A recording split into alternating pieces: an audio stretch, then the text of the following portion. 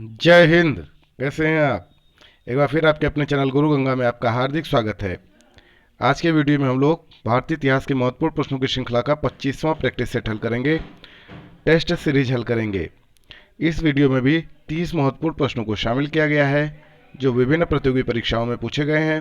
तो चलिए बिना किसी देरी के शुरू करते हैं आज की इंपॉर्टेंट कक्षा। पहला प्रश्न कहता है, गुप्त स्थापत्य कला का सर्वोत्कृष्ट मंदिर निम्न में से कौन है? ए. तिगवा का विष्णु मंदिर, बी. देवगढ़ का दशावतार मंदिर, सी. भूमरा का शिव मंदिर, डी. भीतर गांव का मंदिर। आपको बताना है गुप्त स्थापत्य कला का सर्वोत्कृष्ट मंदिर कौन सा है। जी हां, देवगढ़ का दशावतार मंदिर। अजंता की गुफाओं में किन गुफाओं का निर्माण गुप्त काल में हुआ? ए.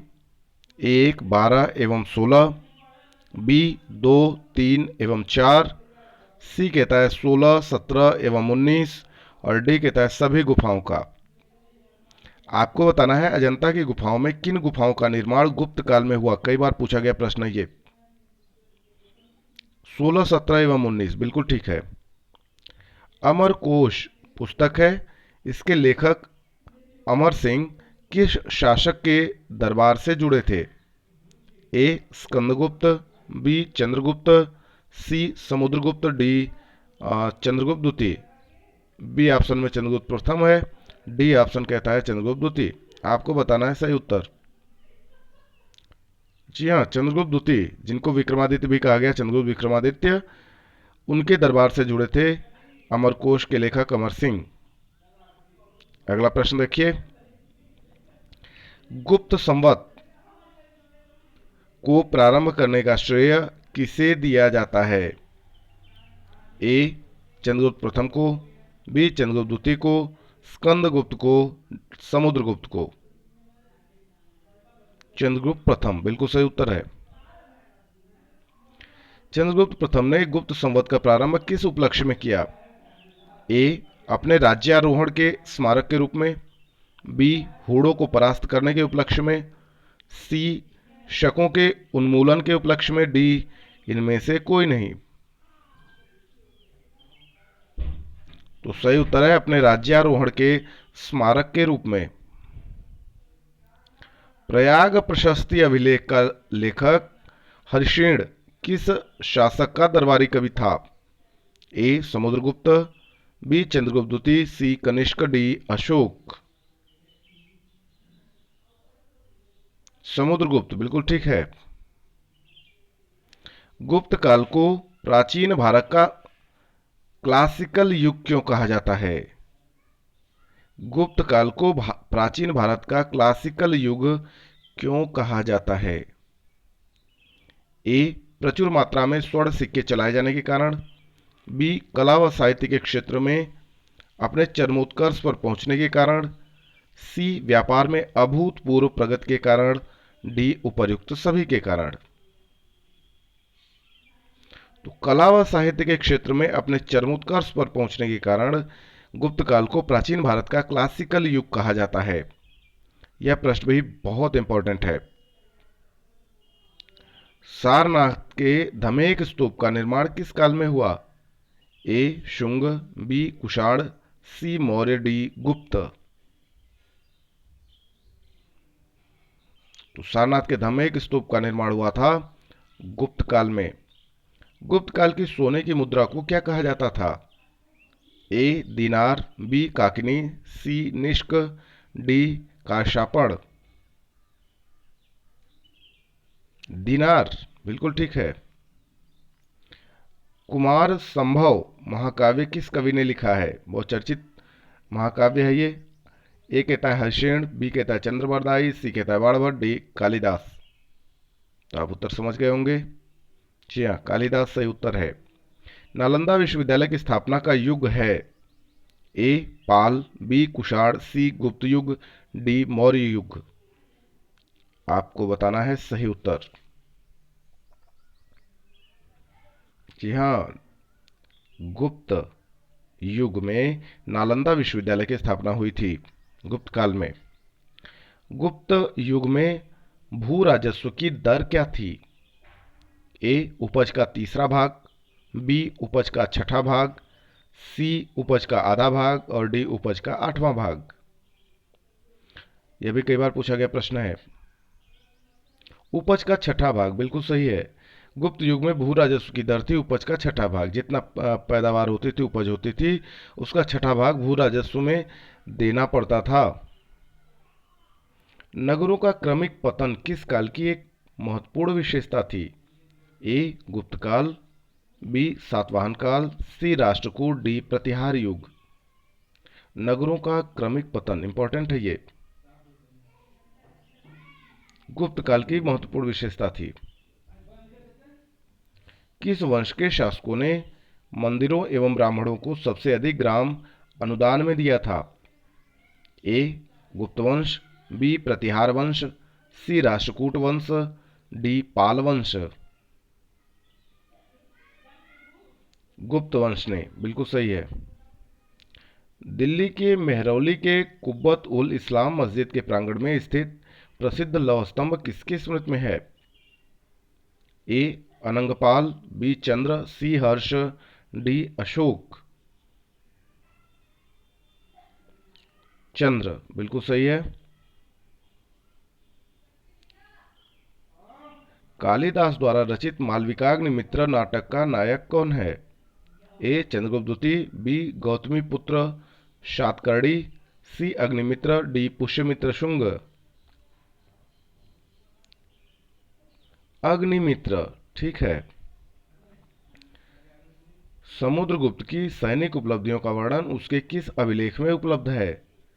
ए नालंदा के, बी गया के, सी एरण के, डी प्रयाग के।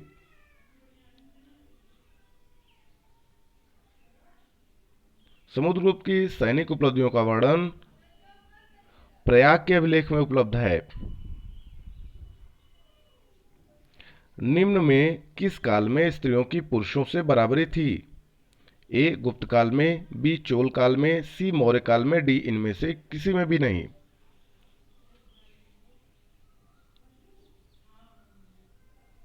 गुप्त काल में स्त्रियों की पुरुषों से बराबरी थी, दोनों को बराबर सम्मान मिलता था। आगे देखें, कौन सा राजवंश हूणों के आक्रमण से अत्यंत विचलित हुआ? ए शुंग वंश, बी कुषाण वंश, सी गुप्त वंश, डी मौर्य वंश। तो गुप्त राजवंश हूणों के आक्रमण से अत्यंत विचलित हुआ। निम्नलिखित में कौन सा नाटक कालिदास ने नहीं लिखा था? ए विक्रमोर्वशीयम, विक्रमोर्वशीयम, बी काली विज्ञान शाकुंतलम, सी मालविकाग्निमित्र और डी जानकी हरण। तो आप उत्तर समझ गए होंगे। जी बिल्कुल ठीक है, जानकी हरण यह कालिदास ने नहीं लिखा, बाकी तीनों को लिखा है। अजंता गुफाओं के जैसी गुफाएं मध्य प्रदेश में कहाँ हैं? ए धार के बाग में, बी मांडू में, सी विदिशा के उदयगिरी में और डी कहीं नहीं। आपको बताना है अजंता गुफाओं के जैसी गुफाएं मध्य प्रदेश में कहाँ हैं। तो धार के बाग में है, ये सही उत्तर है। गुप्त वंश ने किस अवध तक शासन किया है? ए 319 से 500 ईस्वी तक, बी 329 से 344 ईस्वी तक, सी 325 से 475 ईस्वी तक और डी 506 से 590 ईस्वी तक। गुप्त वंश का कार्यकाल आपको बताना है। 319 ईस्वी से 500 ईस्वी तक सही उत्तर है ये। बाल विवाह की प्रथा कब प्रारंभ हुई? ए मौर्य काल में, बी हर्षवर्धन के काल में, सी गुप्त काल में, डी कुषाण काल में। बाल विवाह की प्रथा आरंभ हुई गुप्त काल में। सोने के सर्वाधिक सिक्के किस काल में जारी किए गए? ए हिंद यवन काल में, बी गुप्त काल में, सी मौर्य काल में, डी कुषाण काल में। सोने के सर्वाधिक सिक्के गुप्त काल में जारी किए गए। यूरोपीय भाषा में अनुदित या अनुवादित प्रथम भारतीय ग्रंथ कौन सा है? ए. कामसूत्र, बी. अभिज्ञान शाकुंतलम, सी. कुमार संभवम, डी. भगवद गीता। अभिज्ञान शाकुंतलम। सती प्रथा का पहला उल्लेख कहाँ से मिलता है? ए. भीतरी स्तंभलेख से, बी. विलसद स्तंभलेख से, सी. एरण अभिलेख से, डी. भीतर गांव अभिलेख से। एरण अभिलेख से बिल्कुल ठीक उत्तर है। निम्न गुप्त शासकों के कालक्रमानुसार इन्हें सजाइए। 1. समुद्रगुप्त, 2. चंद्रगुप्त प्रथम, 3. घटोत्कच गुप्त, 4. श्रीगुप्त, 5. स्कंदगुप्त, 6. चंद्रगुप्त द्वितीय। ये गुप्त वंश के शासक हैं। इनका कालक्रम क्रम से आपको बताना है कि पहला स्थान सबसे पहले कौन हुआ शासक, उसके बाद कौन, उसके बाद कौन, उसके बाद कौन, ऐसे क्रम में आपको व्यवस्थित करना है। ABCD करके 4 ऑप्शन आपके समक्ष दिए गए हैं, आपको इन्हीं में से सही का चयन करना है। तो आप कोशिश करें। जी हाँ, सबसे पहले श्रीगुप्त बिल्कुल सही है। इन्होंने ही गुप्त वंश की स्थापना की थी। उसके बाद घटोत्कच गुप्त, ये भी ठीक है। फिर चंद्रगुप्त प्रथम, फिर समुद्रगुप्त, फिर चंद्रगुप्त द्वितीय जिनको आप विक्रमादित्य भी कहते हैं, और उसके बाद नंबर आया स्कंदगुप्त का। ठीक ना? तो जो ऑप्शन तैयार होता है वह होता है 4 3 2 1 6 5। डी ऑप्शन सही है। ठीक है, इस तरीके के प्रश्न कई बार पूछे जाते हैं। जब आपको काल क्रम के अनुसार व्यवस्थित करना होता है तो ऐसे प्रश्नों का अभ्यास आप जरूर कर लिया करें। गुप्तकालीन सिक्कों का सबसे बड़ा ढेर कहाँ से प्राप्त हुआ है? ए. भरतपुर के बयाना से, बी. मध्य प्रदेश के तिगवा से, सी. मध्य प्रदेश के भूमरा से, और डी कहता है झांसी के देवगढ़ से। गुप्तकालीन सिक्कों का सबसे बड़ा ढेर कहाँ से प्राप्त हुआ है? भरतपुर के बयाना से। किस गुप्त शासक को नालंदा विश्वविद्यालय का संस्थापक माना जाता है? ए. कुमारगुप्त प्रथम, बी. चंद्रगुप्त प्रथम, सी. समुद्रगुप्त, डी. स्कंदगुप्त। तो कुमारगुप्त प्रथम को ही नालंदा विश्वविद्यालय का संस्थापक माना जाता है। किसे? कुमारगुप्त को, है ना? जो कुमारगुप्त प्रथम है उनको नालंदा विश्वविद्यालय का संस्थापक माना जाता है। Very important questions. आगे देखें, कथन दिया हुआ है और दूसरी तरफ उसके ठीक नीचे उसका कारण भी दिया गया है। आपको मैच कराना है। ABCD करके 4 ऑप्शन भी आपको प्राप्त होंगे, है ना? ऐसे प्रश्न भी आपने देखा होगा, कई बार पूछे जाते हैं। तो आपको बताना है कि सही ऑप्शन क्या है ABCD में से। पहले कथन को पढ़ते हैं। प्राचीन भारत में सामंती व्यवस्था का अभ्युदय सैनिक अभियानों में देखा जा सकता है। दूसरा कथन कहता है गुप्त काल में सामंती व्यवस्था का पर्याप्त विस्तार हुआ था। ये कहता है कि ए और आर यानी पहला और दूसरा दोनों कथन सही है, लेकिन दूसरा कथन जो है वो पहले कथन की सही व्याख्या करता है। बी कहता है ए और आर यानी दोनों कथन सही हैं, लेकिन जो आर है, जो दूसरा कथन है, वो पहले कथन की सही व्याख्या नहीं करता है। सी कहता है पहला कथन गलत है लेकिन दूसरा कथन सही है, और डी कहता है पहला कथन सही है लेकिन दूसरा कथन गलत है। आपको बताना है सही उत्तर इसमें से क्या है। आप ध्यान से देख लें। जी हाँ, बी वाला ऑप्शन सही है। ठीक ना? यानी कथन तो दोनों सही हैं। प्राचीन भारत में सामंती व्यवस्था का अभ्युदय सैनिक अभियानों में देखा जा सकता है, और गुप्त काल में सामंती व्यवस्था का पर्याप्त विस्तार हुआ, यह भी ठीक है। लेकिन जो दूसरा कथन है वो पहले की सही व्याख्या नहीं करता है।